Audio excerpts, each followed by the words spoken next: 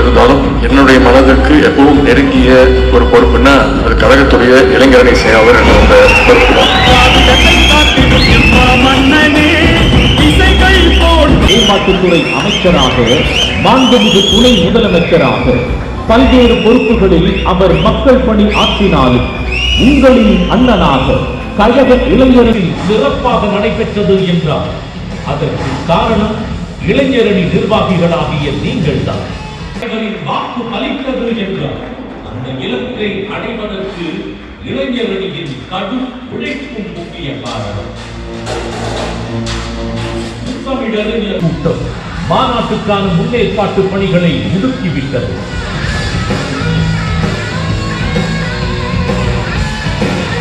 நீட்டிற்கு எதிராக ஒவ்வொரு மாவட்டத்திலும் பேச்சாளர்கள் வேலைகளில் நுழைந்துகின்றனர்.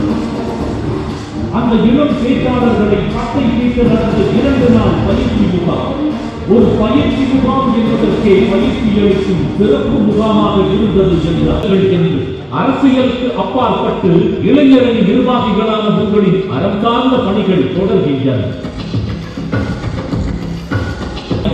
தொகுதிதோறும் கலைஞர் நூலகம் என்று கருத்தியல் பணிகள் மறுபுறம், அரசியலுக்கு அப்பாற்பட்ட மக்கள் பணிகள் இன்னொரு புறம் என்று இயங்கிக் கொண்டே இருக்கும் இளைஞர் மாவட்ட, மாநில, மாநகர அமைப்பாளர்கள், துணை அமைப்பாளர்கள் ஆலோசனை கூட்டமானது நீங்கள் தான். நமக்கு இன்னும் ஒரு பெரிய இலக்கு காத்திருக்கிறது. அதுதான் தமிழ்நாட்டை முதன்மை. தமிழ்நாடு அரசின் மாண்புமிகு துணை முதலமைச்சர் அண்ணன் இளம் தலைவர் அவர்களை தலைமையேற்று நடத்தி தரும்படி